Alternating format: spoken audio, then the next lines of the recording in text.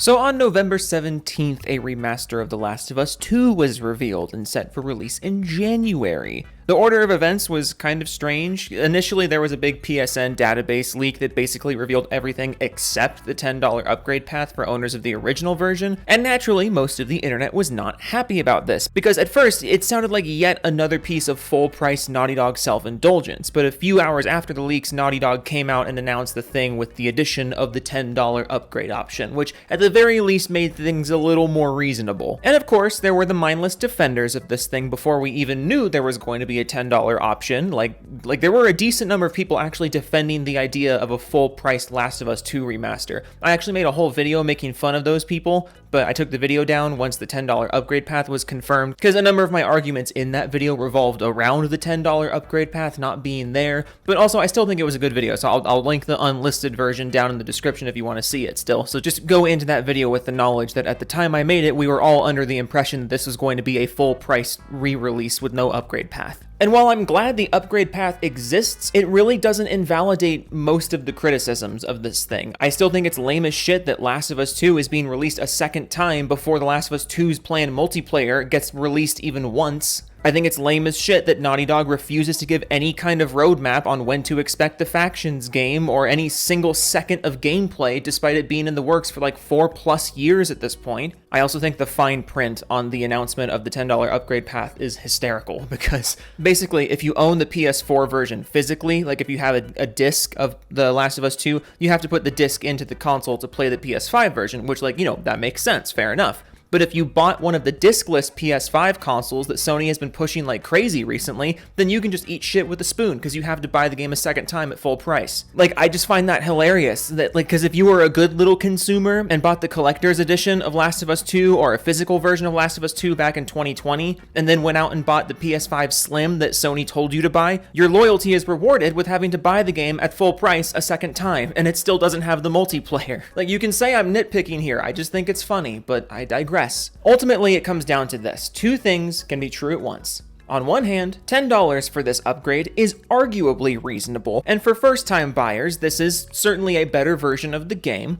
But on the other hand, this is yet another Naughty Dog re-release without any update on new projects, and it's totally understandable if that annoys you. But also, going back to the first point about the $10 upgrade path being reasonable, I feel like now is a good time to bring up that CD Projekt Red essentially patched Witcher 3 Remastered into Witcher 3 completely for free. Or I guess a more direct comparison to Last of Us 2 would be when the Coalition essentially patched Gears 5 Remastered into Gears 5 for free. So yeah, actually never mind, $10 for Last of Us 2 Remastered is still too much. Point is, Last of Us 2 Remastered is thankfully not as greedy and self-indulgent as we initially thought it would be, but it's still greedy and self-indulgent, which shouldn't be surprising since it's a Naughty Dog game. And even after all of this information was made clear, there were still a shocking number of people coming out and acting like this was some wonderful, gracious, incredible piece of media instead of, you know, a very basic remaster patch that basically anyone other than Naughty Dog and Sony would have given you for free.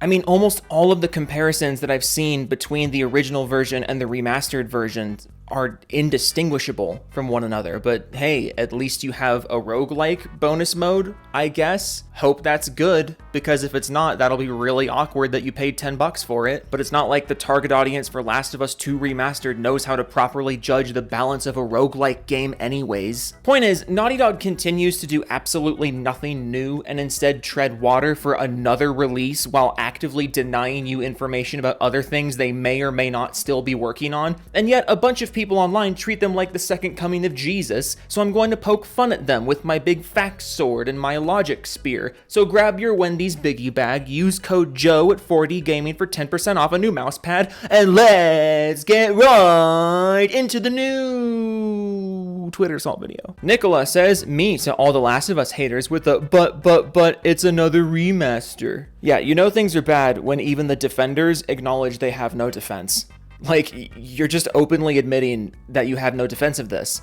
People say it's another remaster because, you know, at this point, there are more Last of Us re-releases than actual Last of Us games. And in response to that, you basically just say, yeah, but I'm excited anyways.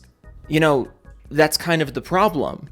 If the goal is to defend the thing you like, just conceding the main criticism of the thing you like right out of the gate It's a weird strategy, and it really just makes you look like a sucker. Reforged Gaming says, what does Last of Us Part 2 Remastered and the PlayStation Portal have in common? Lots of people who don't own a PS5 will try to convince you not to buy them. Bro, this just isn't a zinger.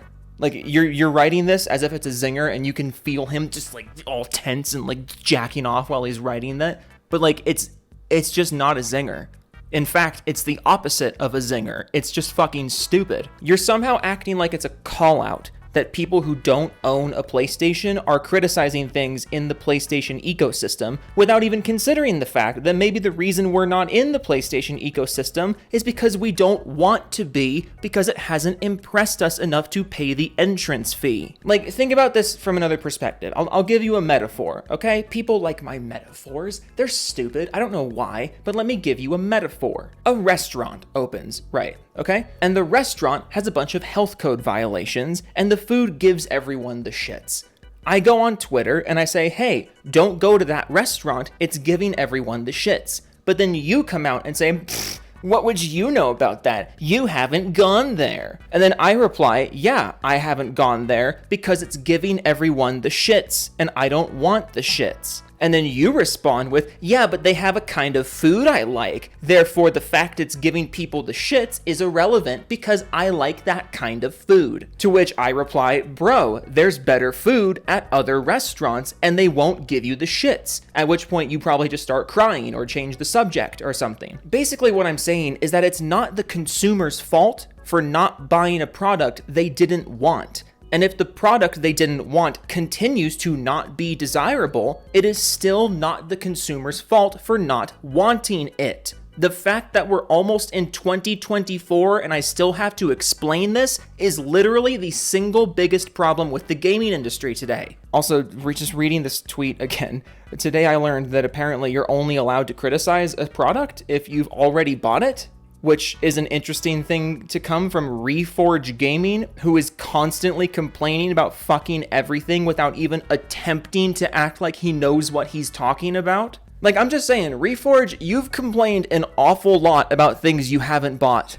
So, glass houses here. Like, serious glass houses here. Aaron Griffin says, just a patch. And I guess, sorry if you were saying just a patch ironically. It's Twitter, and I can't know for sure. But I hope you were saying it ironically. If you were saying it ironically, sorry about that. At me on Twitter, I'll Venmo you $5. But if you weren't saying it ironically, you owe me $5. That's the way this works. I make the rules. Sorry. Aaron Griffin says, just a patch with a list of all the changes. And let's just go through these. You can transfer your save to PS4 to PS5, 4K fidelity, 1440p upscaled to 4K, unlocked FPS mode, increased texture resolution, increased level of detail distances, faster loading, full DualSense support, new skins, new survival mode, guitar free play mode, speed run, accessibility features, 3 lost levels, not in the original, not final levels.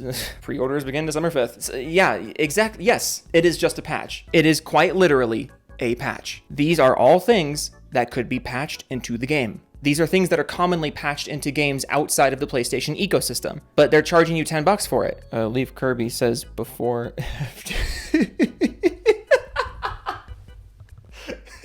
Nixney says, it's funny how Naughty Dog is expected to reinvent themselves every time with a new IP. With the 100th Zelda is okay, the 100th side-scrolling Mario is... Oh my god. We're not keeping the same energy at all. Naughty Dog will make a new IP, and when it happens, it will be monumental. Yeah, no, see, here's the thing. I love the false equivalencies. I love, like, the blatantly false equivalencies that people are using to try to defend this fucking thing. It's funny how Naughty Dog is expected to reinvent themselves. No, they're not expected to reinvent themselves. They're expected to release a new game. Oh, the 100th Zelda is okay. The 100th Mario is okay. If they were still putting out new Last of Us games, the energy would not be this way. The problem is not that they're putting out 100 Zelda games or 100 Mario games. The problem is that they're putting out the same Zelda games or the same Mario games over and over and over again. The fact that there are more Last of Us re-releases now than there are Last of Us games, and this franchise only started 10 years ago? Like, how do you accomplish that? That is so obnoxious. But also, I love this. Naughty Dog will make a new IP, and when it happens, it will be monumental. Yeah, to you, because you've already decided it will be. That's the fucking problem. That is why they keep making these things. That's why they keep re-releasing the same 2 games over and over again, because you've just decided that they're this great, amazing, flawless company. You've already decided that their new IP will be monumental. Based on what? They haven't made a new IP since The Last of Us. And look what they've done with The Last of Us. They released the same game 50 million times, and one of the 2 new Last of Us games was incredibly divisive. Like, what is it you people see in this studio? I just don't get it. I truly don't. What is it about Naughty Dog that just convinces people that they're flawless and everything they do is amazing, and we should totally take everything they do with the benefit of the doubt because what they will do in the future will be amazing? If you're already giving them the benefit of the doubt this fucking hard, why would it be amazing in the future? What incentive do they have? J-Dub City says, Last of Us 2 Remastered about to have folks crying up and down the timeline saying nobody asked for this after the game is instantly sold out. Mark my words. Yeah, this is stupid because how do you sell out of an upgrade patch? Like, you put the disc into your console and pay $10 and get the remastered version. How do you sell out of that? This is so dumb. Unleashed says, The Last of Us 2 Remastered will score higher and sell better than the flop stuff.